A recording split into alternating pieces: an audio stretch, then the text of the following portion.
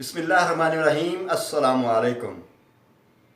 रमज़ानुल मुबारक में अल्लाह के प्यारे हबीब सल्लल्लाहु अलैहि व आलिहि वसल्लम का एक और फरमान लेकर हाजिर हूँ। फरमान बहुत प्यारा है। हमारे मुआशरे में क़ुव्वत बर्दाश्त ख़त्म होती जा रही है, हत्ता कि हम रोज़ा की हालत में भी झगड़ा करने के लिए, गालिम गलोच करने के लिए और बेहुदा बातें करने से बाज नहीं आते। इसी सिलसिले में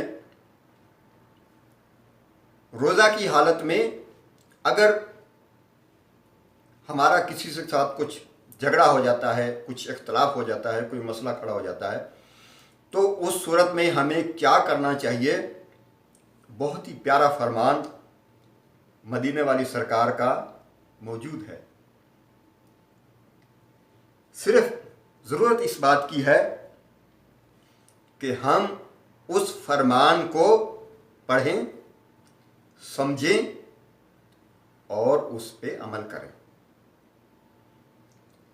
यकीन जानिए, अगर हम एक सुन्नत को इख्तियार करेंगे, हमारे कई मसाइल हल हो जाएंगे सिर्फ एक सुन्नत को इख्तियार करने से। और अगर हम मीठी मीठी सुन्नतें ज़्यादा इख्तियार कर लें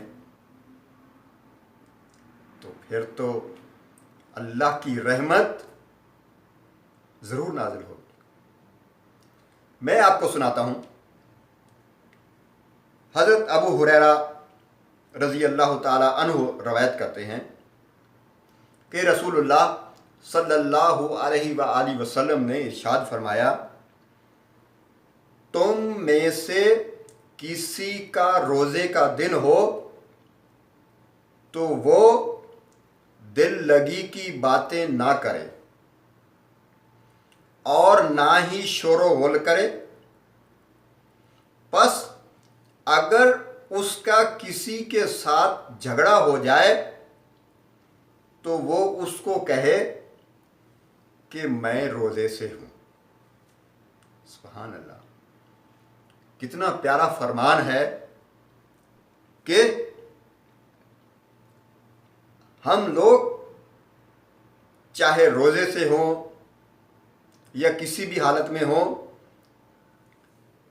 बेहुदा बातें करने से बाज नहीं आते,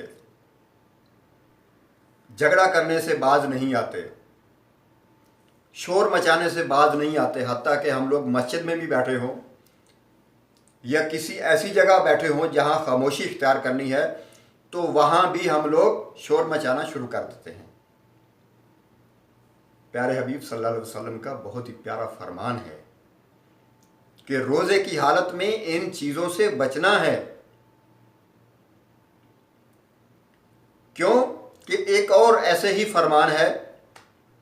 हज़रत अबू हुरैरा रज़ी अल्लाह ताला अन्हु रवायत करते हैं कि अल्लाह के हबीब सल्लल्लाहु अलैहि वसल्लम ने फरमाया कि जो शख्स रोज़ा की हालत में झूठ बोलना और फहश बेहुदा बातें करना नहीं छोड़ता तो उस अल्लाह को उसकी ज़रूरत नहीं है कि वो खाना पीना छोड़ दे।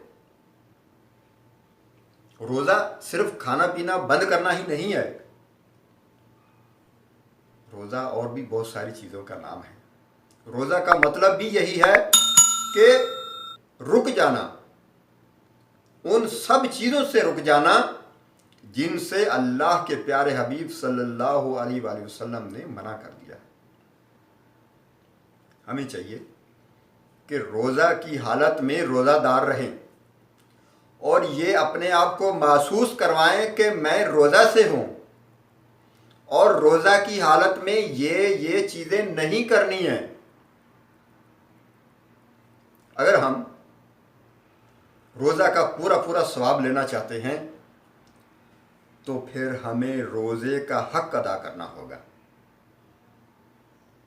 रोज़े का हक़ अदा करेंगे तो इंशाअल्लाह हमें उसका सवाब भी पूरा पूरा मिलेगा। अल्लाह से उम्मीद है कि अल्लाह ताला हमारे रोज़े, हमारी तरावी, हमारा कुरान पढ़ना, हमारा सदका खैरात, ज़कात, जो भी हम नेक अमल कर रहे हैं वो कबूल फरमाए। अस्सलामु अलैकुम व रहमतुल्लाहि व बरकातहू।